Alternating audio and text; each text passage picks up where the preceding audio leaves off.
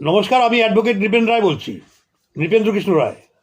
আপনারা সবাই জানেন যে ত্রিপুরার সংবাদপত্রে খবর বেরিয়েছে যে আমি একটা মেল পাঠিয়েছিলাম প্রদ্যোৎ বাবুর বিরুদ্ধে, প্রদ্যোৎ কিশোর মাণিক্য দেববর্মন।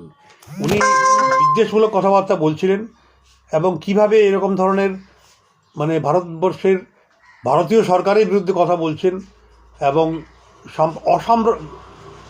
সাম্প্রদায়িক কথাবার্তা উনি বলছেন। এর বিরুদ্ধে আমি ওনাকে মেল পাঠিয়েছি এবং মেলটার যারা দেখতে চাইছেন, অনেক কাগজপত্রে সংবাদপত্রে এটা বেরিয়েছে।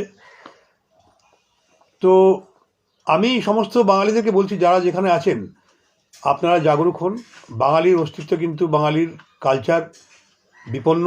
আপনারা দেখবেন আসামে বাঙালিদেরকে বিনা কারণে জেলখানায় বন্দি করে রাখা হচ্ছে। আপনারা দেখবেন মেঘালয়তে বাঙালিদেরকে বিভিন্নভাবে হেনস্থা করা হচ্ছিল, যেটা আমি একটা এফআইআর করেছি KSU খাসি স্টুডেন্টস ইউনিয়নের বিরুদ্ধে কলকাতায় এফআইআর করা হয়েছে। এবং সম্ভব হলে আমরা মামলা করব। কলকাতা পুলিশ ব্যাপারটা দেখছেন।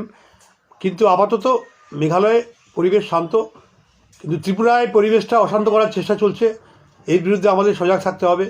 আমি দেখলাম বারাক ভ্যালি থেকেও প্রদ্যোৎকে কিছু বলা হয়েছে। তো প্রদ্যোৎবাবু বেসিক্যালি খুব ভালো ছেলে। উনি হালে পানি পাচ্ছেন না বলে ওনার এই সমস্ত বিশুদ্ধার হচ্ছে আর কি। ওনাকে বলবো, বাঙালির সঙ্গে মিলেমিশে থাকুন, আপনি আপনার সঠিক জায়গাটা পেয়ে যাবেন। এবং খুব তাড়াতাড়ি আপনি ক্ষমা চান, না হলে পরে কিন্তু এফআইআরটা করেই ফেলবো। ধন্যবাদ সবাইকে।